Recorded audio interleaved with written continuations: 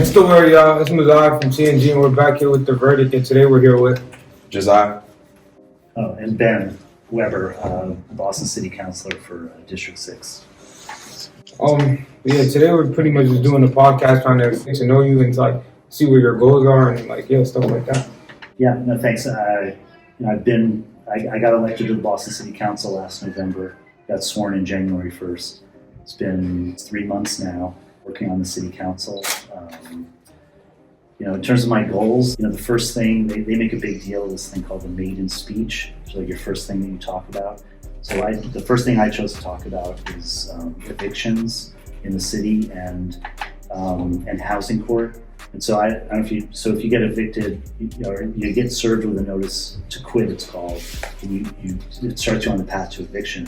And you go to housing court, and I'll just be quick. 90% of the landlords have an attorney. Less than 5% of the tenants who are facing eviction have an attorney. And it's upsetting, and the outcome is exactly what you think it is. Like the landlords get tenants out whenever they want. Tenants often don't even go to the court because they don't even know, or they don't make an argument that they have because they don't have someone there to enforce their rights. And so cities around the country have started trying to provide attorneys for folks who go into these eviction proceedings. And so I'm pushing for our city to provide that, for folks so they can have their rights enforced in court. So that's what I led off with on the council. What new ideas do you have for the community? I've lived in JP 16 years. My wife and I have raised 2 kids here. My number one thing is, I want to feel like everyone has a place in the community. That's why I'm pushing for attorneys for the most vulnerable people in the community, or folks who they lost their job, they can't pay their rent, getting kicked out of their house. The most common person getting evicted is a single mom. This is somebody who's struggling, and I don't want to live in a city where there's folks who are doing just fine and other folks who are struggling and not doing anything for them. The other thing is our schools. For too long, we've had our school system works for the people who kind of need the least help. We've got these great exam schools that put people on a path to go into the best colleges, and they have tons of resources. Boston Land School has an endowment of something like over $50 million, and they have orchestras and all these teachers and everything. And then we have other schools where kids who need help in school, they don't have the resources they need. Places like Madison Park Vocational School, we need to make those schools, have them provide the best kind of education that kids need so they can go into good paying careers. But I think for too long our cities sort of put the focus where need companies. I feel like that kind of his first question is leading into my question. How do you think Boston is different from other cities? Well, I think I'm a good person to ask about this because I've lived in a lot of different cities. I grew up in New York. I lived in New York City for about 6 years after I graduated from college. I then went to law school at the University of Iowa, and I lived in Iowa City, which is a college town. And then my first job out of law school, I represented migrant farm workers who weren't being paid. I actually was on projects. I represented migrant cotton gin workers in the Mississippi Delta, and I lived in Nashville. And then from Nashville, I moved here to work for the Attorney General's office. I think Boston it's very special. It's got this history that a lot of places don't have. It's also, I'd say, Boston does not have a great history with basically treating people of color well, right? There's no debate about that.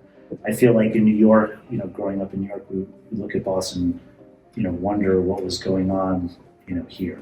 But I feel like living here, we're making progress at the city council. It's a diverse group of people. I feel like our federally elected officials and our mayor, things are changing, and it's I think it's a really interesting time in Boston. I think it's a lot different than other places in that we have a real chance here to do something different. So I'm here. I'm your city councilor. Yeah. What do you want to tell me about when you see? Me personally, I really say just like I just want people to feel like they could just walk around with no issues. Like there's sometimes like in different communities, people always like worried about their safety and stuff like that. And I feel like that ain't right. Like I feel like people should be able to just walk around. Like if they want to go play basketball, let them go play basketball. Like they shouldn't have to like avoid and like avoid different places because they want to do like what they like. I feel like it's just I just want something to see like difference in like safety. Do you feel like do you have that issue in JP? I feel like it ain't even really in JP. It's just like, really everywhere. Like it's just, you don't even like in reality. Sometimes you don't even see it. Like it's just like there's definitely kids like even from here maybe like they walk outside and they're like, damn, what if like something bad happened? I'm just trying to play basketball. Like just like they always have to like have the negative like thought in their mind that like, damn, I got to do this if this happens. Like I feel like people shouldn't have to live like that. What about you? I feel like there should be more like free community centers for kids to go to, so that they have more things to do like after school, so that they're not getting into stuff that they shouldn't be. Because like a lot of these places you have to have like a membership to get into. And I don't feel like that's right for like people under 18, because Not everybody always has it like that. Like it's like sometimes people's parents be struggling, and then it's like, damn, then their kids like doing like stuff they're not supposed to because they don't have nothing else to do and they want to help their family out, so they're gonna do that. But I feel like if there's like more stuff for them to do, it'll keep them out of trouble. Well, so I mean, you know, the city has this youth summer jobs program. Did you look at that last summer? Yeah, I was in it last time. Oh yeah, what did you do? Well, I was like assistant teacher for a STEM program for a summer camp in South Boston. Okay. Yeah, and then like I felt like that was good. I liked it. It was like helping out the kids, stuff like that. Yeah. Well, my son did it last summer. It was good. I mean, he was in a film program at Charlestown High School. So they're expanding that. I recommend if you're looking for something to do for the summer, check out the summer jobs program. Yeah, they actually just did a podcast over there. It was like a week ago. How was that experience for that? It was at first it was like a little nerve-wracking talking to people that I didn't know and like interviewing them, but like as we went on, it just like it got better because like I was kind of getting used to it, and also because like I had my friend by my side, you know. Invested. Yeah, to Mel. Thank y'all for watching. For me, it's Mazai from TNG, and I'm here with Josiah. And then And yeah, we're closing out. Hope y'all enjoyed. Feel me? Tune in for the next video.